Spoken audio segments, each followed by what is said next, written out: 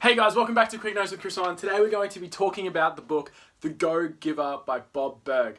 Now, it's a very interesting play on words if you haven't heard by the title. Most times people are considered go-getters, but this one book talks about the go-giver, essentially vitalizing and prioritizing the use of the word servitude, being a servant type of leader. See, whenever it comes to leadership, there's generally two types. There's doormat leadership and there's servant leadership. And the best job of a leader is to serve its people. In fact, if you serve others, then you will receive. And this one talks about how prioritizing that you want to put other people's priorities before yourself will basically make sure that you're going to achieve the things that you want out of life. When I first looked towards mentorship and plugging into mentorships and learning from certain leaders, I used to always think that the goal of the task was to learn absolutely everything and surpass my mentor. I know I definitely thought that was true. I know I've seen so many different books that thought that was true. I mean, so many types of movies. I saw so many different types of examples that basically talked about how the goal of the mentee is to learn everything and surpass. The student's goal is to surpass the master. When in reality, my goal should have been and is to fulfill my master's goals or mentor's goals before my own.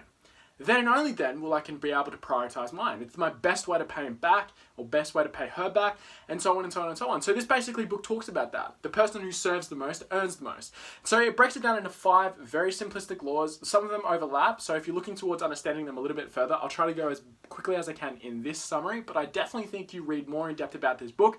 There are so many more concepts that he goes into, and he breaks down further general just success principles and notes that you can add towards your life. But overall, I definitely think this is a good starter book towards if you're looking towards developing yourself as a leader. And yeah, so the first law that I want to talk about is the law of value. So how much more you give to others in value, you receive in payment. This defines your worth. So whoever you edify, edification just means to speak highly of, whoever you give value to, whoever it is that you raise up, whoever it is that you teach, whoever it is that you help learn, will in turn define your net worth. In fact, the person who has the largest net worth is the people who have touched the most lives. Think about it. Bill Gates created an organization that created the most amount of millionaires in the world. He's touched the most lives. And that is why he's reflected as being, at one point, the most richest man in the world. Elon Musk. He created so many different changes in the world. He inspired so many different other people and developed so many people others' net worths and gave them opportunity. So the more that you give value onto others, the more that you receive back in payment. And it's a really obvious cycle that I think a lot of people don't recognize. Too many people think that nowadays that businessmen, people who are oriented towards success, are selfish, cutthroat. Not anymore. That's not the chances. The day of the cutthroat businessman is long gone. Now people want empathy. Now people are looking towards leaderships of people that care. If you've ever heard the saying, people don't care what you have to say until they first know that you care, that is more true than ever. Too often than not, people mistake looking towards being successful, towards being a leader as being cutthroat, when in reality, it's literally about providing value towards others first before yourself. What is it that I can do for you before you can help me out? And that is exactly how you define your net worth. And I definitely think that if you look towards applying that within your life, who are the people that you can help? Who are the people that you can serve? Just make sure that you serve the correct people. If you look towards trust, honesty, and loyalty, then you definitely want to be serving people who aren't going to look towards not having your best interest in mind. Always look towards developing the people that you know are going to get a return on your investment. Now, I understand that might be a unique way to look at it, but the truth is that's how most people are. The person who serves the most people who have their best interest in mind are going to be the ones that have the largest net worth. It's a fact. It's been that way for years. It's been that way for arguably centuries. So if you can look towards providing values to others before yourself, then you'll naturally look towards defining the payment in which defines your worth. The next one is the law of compensation. So your direct income depends on how many people you serve and how well you serve this. Do you see how they sort of coincide? Well, this one basically talks about how many people are you actively leading. As a leader, your job is to basically make sure that you can help as many people as possible, while also looking towards developing leaders yourself in order to eventually duplicate yourself through other people. If you look at any level of organization, your job is to basically motivate the people around you, get the jobs and tasks that need to be done, while also being present wherever you need to be. A good manager will do that rather than just yelling orders. They'll get on the floor and they'll make sure that they're making the business run at best of its ability. That's an indication of a leader. So if you can look towards duplicating that within your business, within your sports team, within your ministry, within whatever aspect, if you're in a leadership position, understand that your job is to do whatever is necessary in order to get the team to win. And more often than not, it's to make sure that you serve its team members first before yourself. If you've ever heard the saying and asked what not you can do, your country can do for you, but what you can do of your country, that is very true and very applicable when it's for your team. Don't ask what your team can do of you, but what you can do of your team. Then you will look towards achieving a level of success that you've never experienced before, because a person that knows that they care, a person that prioritizes other people's wants, interests, and beliefs before their own, is an individual that's always going to be valued. And it may not be in straight away, but definitely in the long term, eventually the things that you want most in life will be accomplished. The next one is the law of influence. Your influence is determined by the extent to which you put others' interests first. People always consider interest as people that influence as people that you know. There is a difference between being liked and being respected. And an individual that is liked might be someone that makes people laugh, might be someone that makes people happy, but the person who feels respected is an individual who serves others. Someone who legitimately people look up to because they're there willing to help. If you've ever been towards a church and you've seen a pastor at the front, you understand that he's the person, or he or she is the person that legitimately serves its people the most. They run the service, they run the meetings, they run counseling sessions, and all these different types of things. In fact, the church does nothing directly for these people, but that's how they get paid in return, because people like the leader, people like the pastor.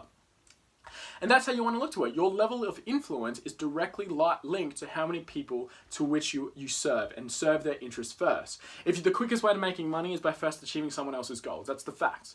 Whether you're selling, your goal of selling isn't just to sell a product, it's to sell a problem. You have a solution to this individual's problem. You're looking towards providing a service or a product that's going to solve this person's problem. And that's the same way within life. You're always looking towards solving other people's problems before your own. And hopefully along the way, once you do it enough, once you develop a level of influence, income will follow. Skill set, character, work on those too. Profits and money are basically a byproduct of developing your skill set and product.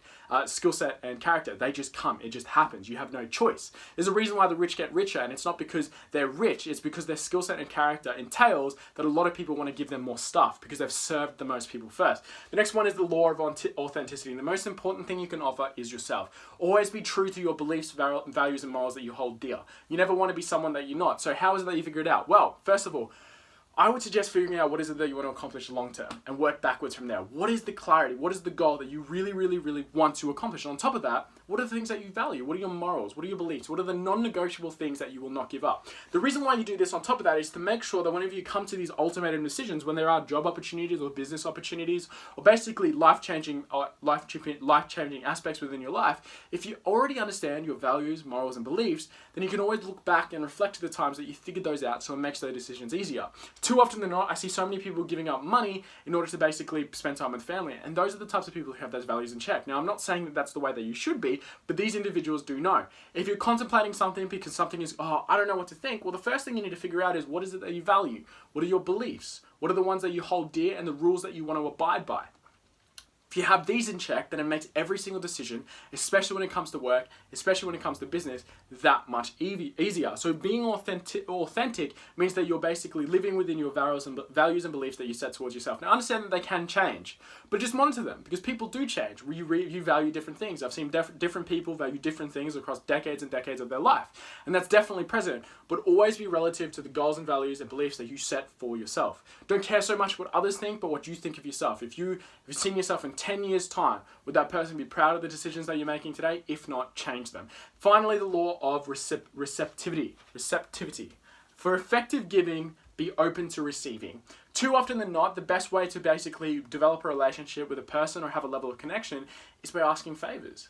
It's very interesting, but it's a phenomenon that happens. When you ask a favor of someone that's literally not necessarily something that's huge, a level of trust that just happens. Look towards be opening to receiving. If a person is wanting to give you a gift, they're trying to be hospitable. If you're telling them no, you're telling them no way. I'm not accepting gifts. This is business and so on and so on. This person wants to relax with you. This person wants to connect with you. And the way that you do that is by receiving gifts. Now be careful in the favors that you do for someone, because essentially look towards serving people, not for the favor that you're giving, but the influence that you're gaining.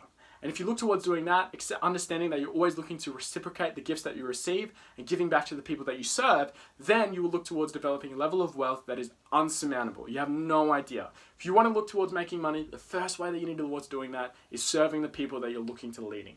Nothing bad can ever happen of it, only good. Just make sure that the people that you are working with are individuals that you can at least trust. You don't want to be investing your time and services in people that are going to plan to either become your competition or stab you in the back. It's very tough and it's very hard to figure it out, but learn through your mistakes, evaluate, and consistently looking towards putting yourself in a better position through knowledge, information. If you apply these 5 laws, I have no doubt that you'll be a better, well-equipped leader, and wealth will certainly follow. So that's it for today for Quick Notes with Chris on The Go Giver by Bob Burg. Burg. I highly suggest you do read the book more in depth. But other than that, guys, we have a lot more videos on the channel. So if you like what we're talking about and what we're doing, like, comment, subscribe, share with someone if you think this might be able to help them. And don't stop there. Keep looking towards putting yourself in a better position for improvement and striving for a better level of success. I'll see you guys in the next one.